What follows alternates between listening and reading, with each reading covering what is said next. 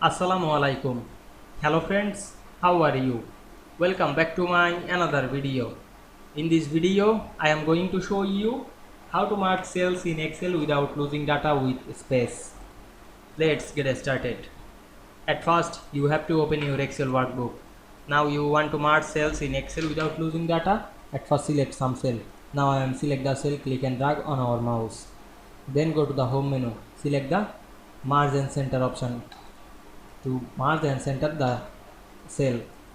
Now we can see we merge cells Excel without losing data with space easily. You can merge another cell, select multiple cell and click the merge and center option. Then merge the cell easily. I hope you enjoyed my video. Please like, comment, share and subscribe my channel. Thanks for watching.